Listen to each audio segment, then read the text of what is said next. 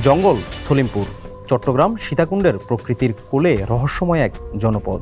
৮০ দশক থেকে পাহাড়ের বুক চিরে ধীরে ধীরে দরিদ্র মানুষের বসতি গড়ে উঠতে শুরু করে। চালু হয় স্কুল, মাদ্রাসা সহ নানা সুবিধা।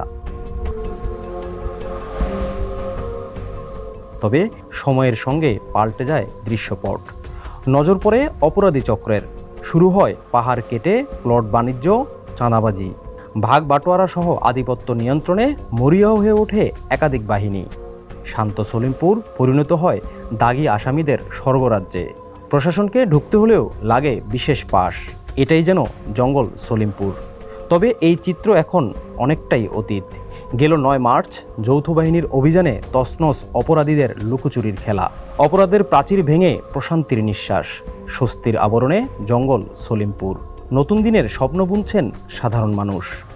তো এখন এই প্রশাসন আওয়ার পর থেকে আমরা খুব শান্তিতে আছি।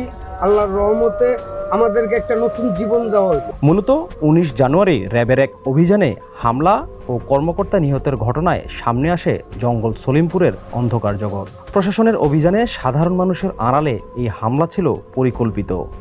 পরে ৯ মার্চ যৌথ বাহিনীর অভিযানে গ্রেপ্তার হয় অনেকে, উদ্ধার হয় অস্ত্র। বসেছে র্যাব ও পুলিশের ২টি ক্যাম্প। আইনশৃঙ্খলা বাহিনীর নিয়মিত টহল, বেড়েছে গোয়েন্দা নজরদারি। সরকারি কাজের নানা উন্নয়ন প্রকল্প দৃশ্যমান। ভয় আতঙ্ক ছেড়ে নতুন রূপে জঙ্গল সলিমপুর। তবে ধারাবাহিকতা থাকবে তো? জনমনের এমন প্রশ্নে প্রশাসনের কঠোর বার্তা। ওভারঅল এলাকার মধ্যে এখন আপনার সন্ত্রাস, চাঁদাবাজি এবং আগের যে সন্ত্রাসী বাহিনী মানুষকে তাদের কথা না শুনলে নির্যাতন করতো নিয়ে, এগুলো বন্ধ রয়েছে। সার্বিকভাবে এলাকার মানুষ এখন শান্তিতে আছে।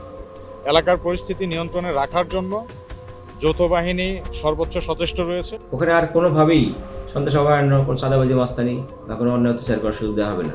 তৎপর আছি, আমরা সবাই মিলে কাজ করছি।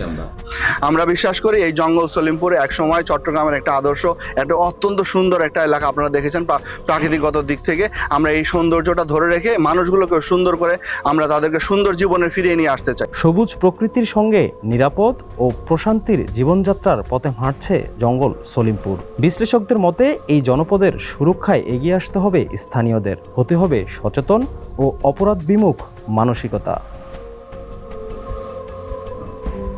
ডেস্ক রিপোর্ট, সমকাল।